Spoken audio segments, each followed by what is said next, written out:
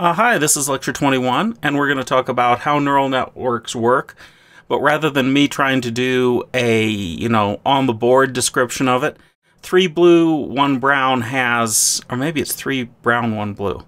In any case, the links are there for 4 videos. They're about 20 minutes long. They have excellent animations, and they go through the process of how the neural networks work. That's this stuff up here. And I really do want you to go and watch those videos. They are well worth watching. And then there is a short thing to read from The Guardian. If you are having trouble getting to The Guardian, you shouldn't be, but if you are for some reason, I will make a PDF of this. Send me an email. That's this one down here, and the one that says a robot wrote this article, GPT-3. GPT-3 is very new, as in the final version of GPT-3 came out within the last 10 days or so. Go and read the article. And then watch this other video on what GPT-3 does. It gives you 14 examples of doing GPT-3.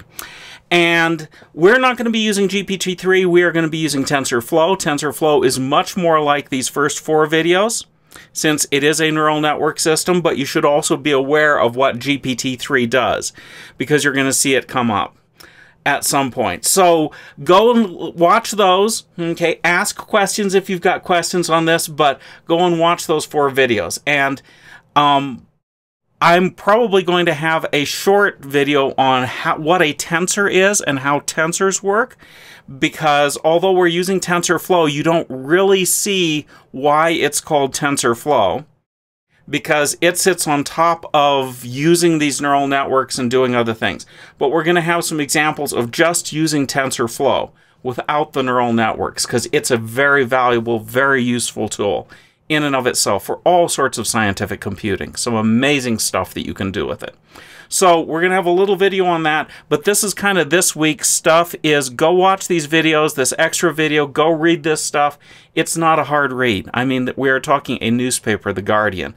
And pause and think about the fact that, yes, this article was written by a computer program.